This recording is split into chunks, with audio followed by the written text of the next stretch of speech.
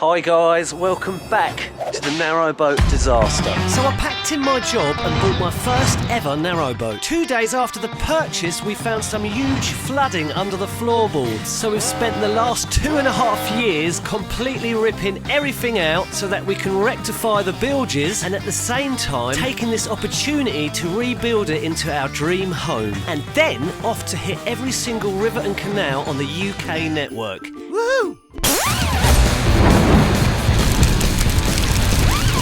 3 years into this blimmin' narrowboat project, and we still haven't got hot running water. This is the blue chlorifier that will be supplying the hot water on the narrowboat, and in the last episode Becca was very ill and was starting the process of installing the tank. And this, like everything on this narrowboat, came with its problems. So in today's episode, Bex will be continuing the problem solving of the tank, but before then... So Chris hollered me over the other day and said, oh Bex, have you heard about this twig that's come down the river? And I was like, no. He's like, oh, it's tiny, but people are talking about it loads. And I was like, right. And I saw a video of it and I was like, I think that's fairly substantial, you know. Here is the so-called twig. It's actually like a full limb of a tree that has just braced itself across the river. Fortunately caught itself on the weir, so for the minute it's stuck fast, but there is the worry that it can get loose and head down to the marina, which is the marina entrance is just here. We shall see. The EA have been called and they've come out to assess it, but apparently it's too dangerous to get a boat out so that they can tie a rope around it and pull it out the way for the moment. Need to wait for the flooding to sort of die down a bit and for the locks to be closed again before it's safe to do so. So everyone keep their fingers crossed that it stays put for the moment. Those pesky giants playing poo sticks again. So later on in the episode, guys, we'll give you an update on the giant twigs voyage. Also, we've got a slightly upsetting story about Sopran Ella here, our pet duck and her newly found boyfriend. But more of that later in the episode. So it's that time of year again. It's our annual upgrade of the narrowboat's canopies. Yeah, we're doing it yearly now, aren't we, Bex? Apparently so. Remember the horrible crash? Well, that unfortunately led to us getting a big hole in the cratch cover. So a few episodes ago, we thought, let's make a positive out of this negative. Let's get Steve in from Titan Boat Canopies and let's bring a whole new setup onto the narrowboat. And by that, we mean a whole new sparkly set, front and rear. Ooh yeah. But we do still need to choose a colour. So, shall we have a look at some colours and see what we're going to go with this time? So for those of you that came along with us to Titan Canopies a couple of episodes ago, he actually let us come back home with the brochure of colours, because we're extra special, aren't we? No normal people are allowed to take the brochure home, are they? That's what Chris likes to keep saying. Bex keeps going for this. I know it totally won't go, but orange is my favourite colour. I think we're unanimous in the fact that we're going to go, it's probably out of this sort of range, isn't it? A few people said a red one would be nice, but we're sort of thinking of the conditions and like pigeons. Pigeons poop, don't they? So, and then supposedly it's going to be quite hard to clear up and it can discolour the canopies. You guys helped us choose the colour last time, and I think it's a good colour really, the blue, don't you? Yeah, I think it ties everything else in really quite well, all the other colours on the boat, the paintwork and everything. It just kind of brings it all together. It works quite nicely. That matches the paintwork, but I personally feel that that's a bit too bright. Maybe going for a slightly darker one would be quite funky, just to mix it up a little bit, so it's not the same old sort of boring colour. That's quite a cool colour. Yeah. It is a deeper one. So these are the two colours that we're looking at, either the navy on the left or the slightly darker one, Commodore Navy. What do you guys reckon? I mean, they're your two options. Leave your comments down below as well. I mean, there's not much in it really, is there? To be honest, is it worth commenting? Which one do you reckon, guys? What one? I wonder if the slightly darker would sort of tie in the fact that the bottom's black, yeah, you have the blue, and then the darker one's sort of like a blend of the two things. Yeah, I like that. So a couple of days have passed and my cold has eased enough for me to feel up for having another little crack at the calorifier. After a lot of difficulty and with the help of my dad, finally managed to get those stupid bolts undone, and my dad did some magic on the bolts to kind of redress them. They should now go on with much more ease. So let's get started with that, get the brackets attached and lined up correctly, so I can attach the bad boy calorifier to the wall. Finally! In the box, out the box, in the box, out the box. This right here is how easy it should be to undo a nut. Ta-da! Smoother than a slip and slide. Oh yeah. Let's go and check up on the giant twig. That's coming straight for the marina. Cormorant seems to be enjoying himself. Also seems to have been spotted. So let's give you guys a little update on the voyage of the giant twig. It is huge, this twig. Check this out. Oh, it's definitely getting a little bit closer. Currently the twig seems to be taking a break on its voyage. Keep you updated, guys. Like and subscribe so you don't miss its adventure. The marina remains twigless. Oh, life. The hot water tank here, the calorifier, is meant to be a universal calorifier, which means we can either have it standing vertically or horizontal. What do you reckon? Is that possible? God, I'd love a socket set right now. I've only got an adjustable spanner and the odd, like a few odds and sods of spanners, but typically none the right size, so adjustable spanner it is. So this is going at a snail's pace. I imagine it's very painful to watch. Sorry. Left-handed. There we are. The brackets are in position, not going anywhere, nice and tight.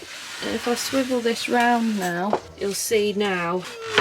There we go. It sits nice and flush against the wall, like so. And all of our pipes are sort of facing the right direction. So stage 1 complete. Should have taken about 10 minutes. Ended up taking about 3 days. So stick with us, guys, and you might actually see us get the hot water tank screwed to the wall in today's episode, guys, eh? Exciting stuff. He's constantly here now, waiting for a feed. Aren't you, Sopranella? And a feed she will get. We're completely prioritising over Sopranella. That just so happens to be one of the greediest ducks we've ever met. I kept saying to Bex, I mean, is she really that nice? Because all she does is just grab food from you and snatch it. She's not really done anything too nice, but because she's interacted with us, we treat that as kindness. But it's really that she's just really bloody greedy. So it is no secret that I'm not very good at DIY. So I am staying well out the way of the tank. One thing I am good at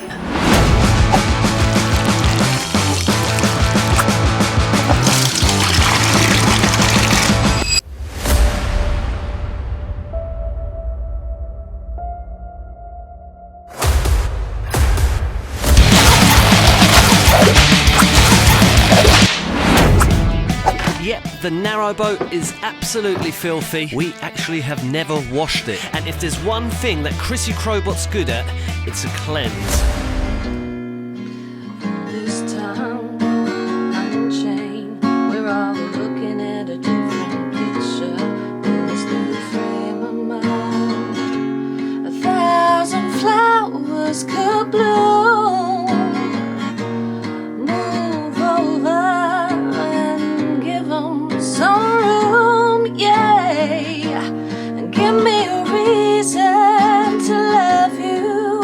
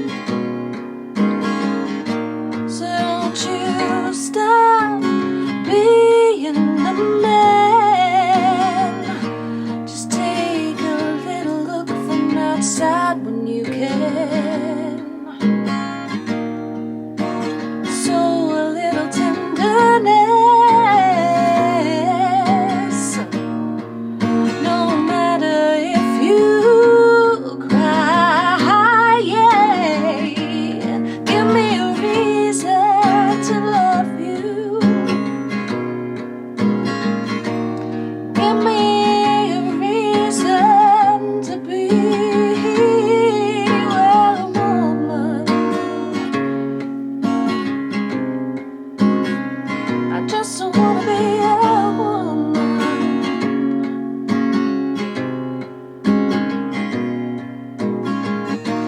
Well, this is the beginning of forever and ever.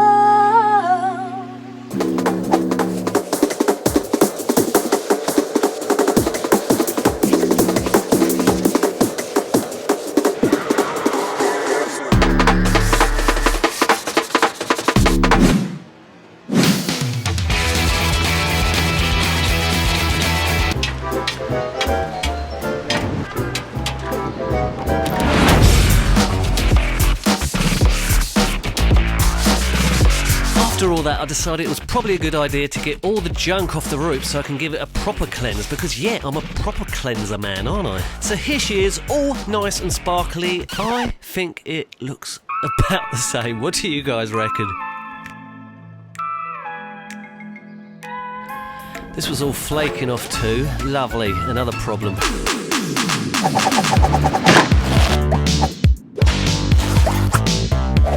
And then I realised, oh yeah, you've got to clean the other side of the narrowboat too. And I can't really get to it. And to make things worse, we have a duck that has lost his girlfriend. Parnella's gone missing.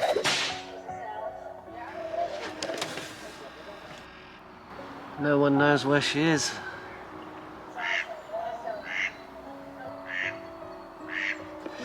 So it's Sunday evening, 6 o'clock, it's fast approaching, and we are going to try our very, very first live stream. Here we are in the living room, laptop all ready to go. Are you nervous, Becca? A little bit.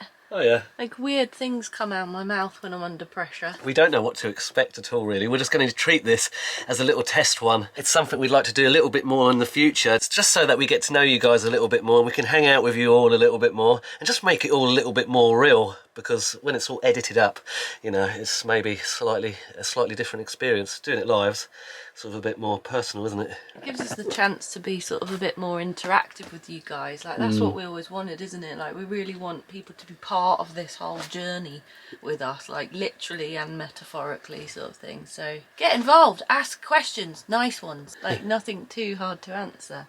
Don't give us equations and things like that. Here we go. We're not actually sure if this is going to work yet, because it said something about installing some software, didn't it? Are we live? Hi everyone! It's so nice to have an opportunity, you know, when everything's so full on with the DIY, to just have something that you're doing that is just about fun and kind of letting your hair down a bit. You could see her foot, so it's definitely hers. Love you guys. Thank you very, very much. Okay. How did you think it went? I thought it was alright. Like, it's funny, I got really nervous just before it was about to start. I started to feel a bit sick and stuff, like, because you just, you know, you've never done it before, so you not fully sure of how it's going to go and stuff. But actually, once you're in there, everyone's so lovely, like, yeah. And it was really nice, and you know, the conversation was flowing and that sort of thing. what a lovely community. You guys are lovely. Yeah. Right, let's get this thing screwed on the wall.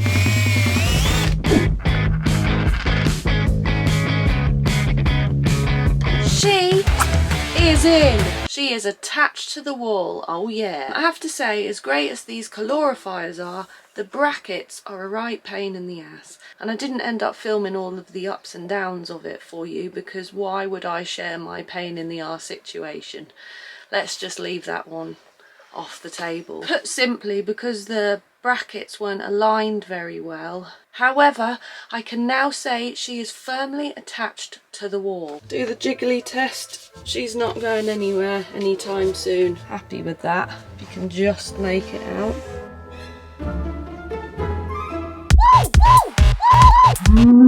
Next stop, Expansionville.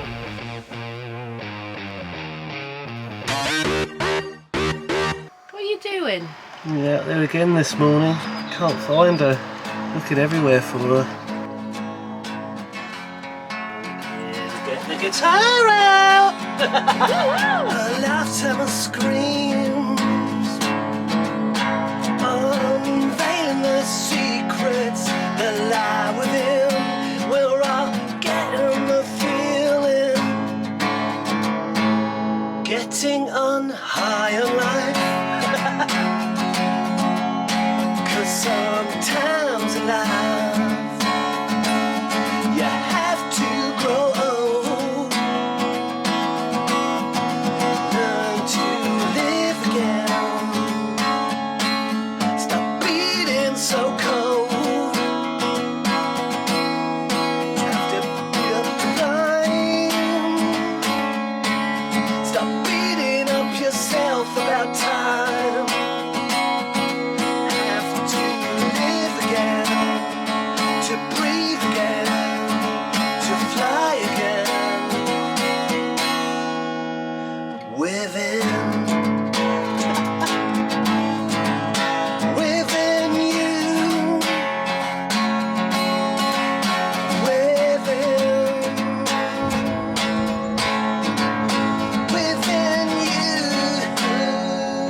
unexpected twig.